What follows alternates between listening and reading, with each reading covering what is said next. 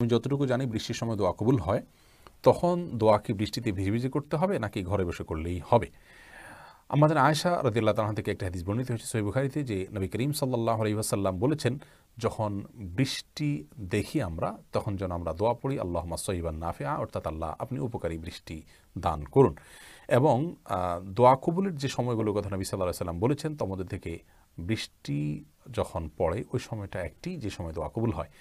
কিন্তু বৃষ্টিতে ভিজে দোয়া করতে হবে এমন কোনো শর্ত হাদিসে উল্লেখ করা হয়নি। তবে হ্যাঁ, একটা হাদিসের ভাষ্য থেকে বোঝা যায় যে নবী সাল্লাল্লাহু আলাইহি ওয়াসাল্লাম দুই সময় দোয়া কবুলের কথা বলেছেন। তার মধ্যে একটা হলো আদ-দুআ ইনদান নিদা, আযানের সময় দোয়া কবুল হয়, ওয়া তাহতাল মাতারি, এবং বৃষ্টির নিচে দোয়া কবুল হয়। এখানে বৃষ্টির নিচে বলতে আপনি বাসায় বা কোনো জায়গায় আছেন, বৃষ্টি হচ্ছে, তাহলে আপনি বৃষ্টির নিচেই থাকলেন।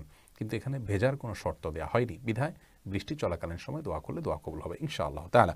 তবে বৃষ্টিতে ভেজা এটা আলাদা একটি ফজিলতপূর্ণ কাজ, যেটি বিভিন্ন হাদিসে এসেছে।